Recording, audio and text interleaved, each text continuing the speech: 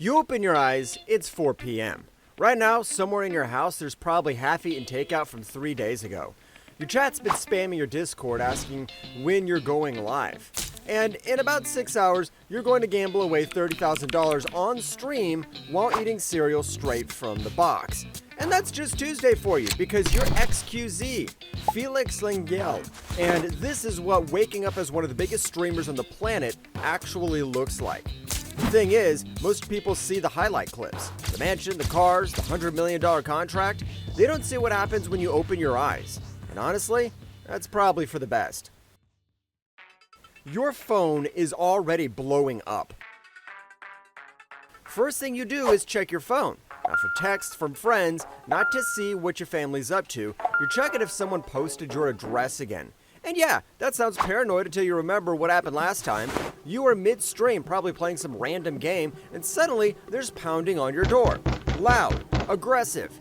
Then you hear it, police, open up. You walk outside with your hands up. There's 3 cops pointing guns at you. Actual guns, Glocks, standard issue, all pointed at your face because some kid on the internet called in a fake hostage situation for the laughs. That's called swatting, and it's happened to you so many times you've actually lost count. The first time? Yeah, you remember that one. Your heart's pounding, you're trying to explain there's no hostage, no threat, just some troll on Twitch. The cops don't know that though. They just know they got a call about a violent situation at this address.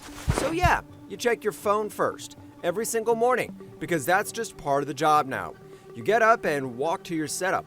On the way, you pass the holes in your walls.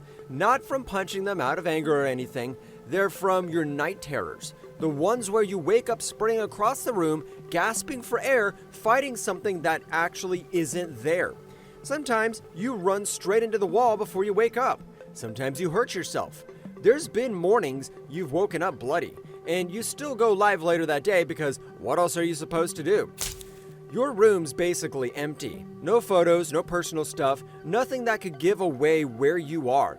You learned that lesson the hard way. The second you make a place feel like home, the second you actually settle in, someone finds the address and the whole cycle starts over. Look, if you're still here after hearing all that, you might want to hit subscribe, because this is just the morning routine, and trust me, it gets way more complicated from here. Going live is when everything changes. Your setup's worth more than most people's cars. Triple monitors, top tier everything. Lighting somehow makes you look alive even when you're running on 2 hours of sleep and whatever energy drinks are within arm's reach. You click go live and just like that, Felix disappears and xQc shows up. The version everyone knows. Loud, chaotic, talking a mile a minute, making 0 sense half the time.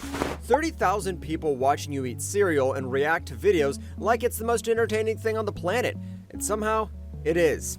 But here's what's actually happening. You're performing. Every second that camera's on, you're not really you. You can't be. You can't talk about the legal stuff. You can't mention that you wrote a will in your mid-20s because you genuinely thought you might not make it much longer. You can't let them see the holes in the walls or the fact that your sleep schedule is completely destroyed. Chat spamming emotes, donations rolling in with text-to-speech designated specifically to annoy you. Someone's trying to get a reaction. Someone else just posted your old address and got instantly banned.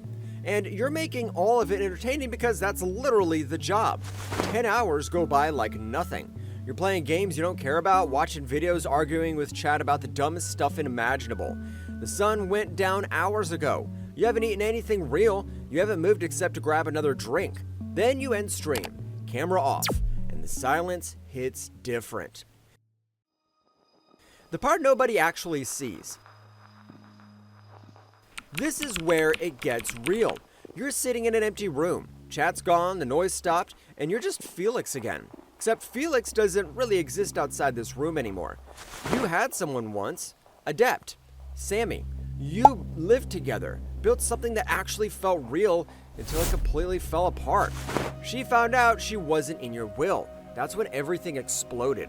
Arguments on stream that everyone saw, the court filings. She claimed you were married under common law, which meant she wanted half of everything. The cars, the house, the contracts, all of it. And you couldn't say anything about it. literally couldn't talk about it. There was a gag order. So while everyone online made up their own stories that dug through court documents, you just had to keep streaming like everything was fine. Like the person you trusted most hadn't just tried to take everything you built. Eventually the case got dismissed, but the damage was already done. You had to choose between your family and her, and you chose family. That choice cost you the one relationship that felt like home. Now, when you log off, there's nobody. Just you and those holes in the walls, and the knowledge that tomorrow, you're doing it all again. The money thing that nobody understands. You signed a $100 million deal with Kick. 2 years, non-exclusive, biggest streaming contract in history. And it happened right when everything else in your life was falling apart. People think money fixes problems. Like, once you have enough of it, everything else just works itself out. But you learn pretty quick that money just changes what the problems are.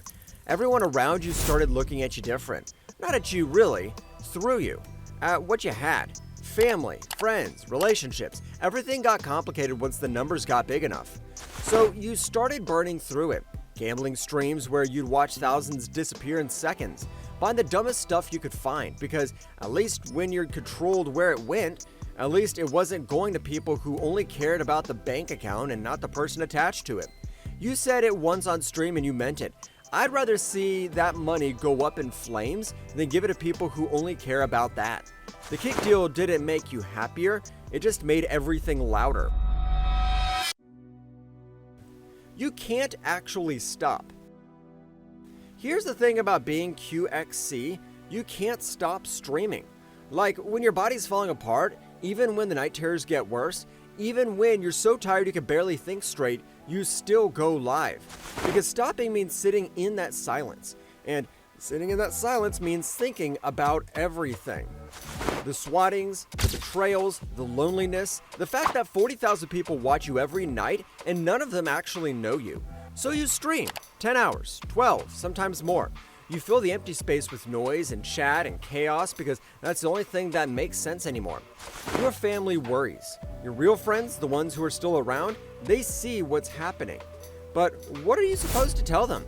That you're stuck in a cycle you built yourself? That the thing that saved you is the same thing that's destroying you? You're xQc, the biggest streamer on Twitch, the guy who made it, and you're completely alone. What actually matters?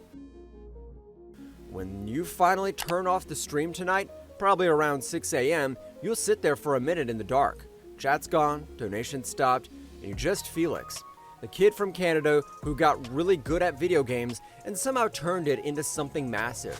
But massive doesn't mean good. It just means big. You got everything you wanted. The viewers, the money, the fame, all of it.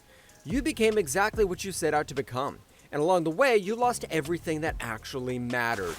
The line between xQc and Felix is probably always going to be there, but lately, it's starting to feel less like a trap and more like something you can actually control. You can log off now, take a day or two. The world keeps moving. Streaming doesn't have to be your entire life anymore. Maybe that's the real win. Not the contracts or the viewer records or the 9-figure deals. Just being okay with being yourself. Even if yourself is a guy with holes in his walls, a completely destroyed sleep schedule, and 40,000 people who think they know him. You close your eyes, it's 6 a.m., in 10 hours, you'll do it all again. But right now, you're just Felix. And maybe that's enough. If this hit different, go ahead and hit that like button. Subscribe if you want more of these stories that actually show what's actually behind the screen, because this is just one streamer's reality, and there's a lot more where this came from.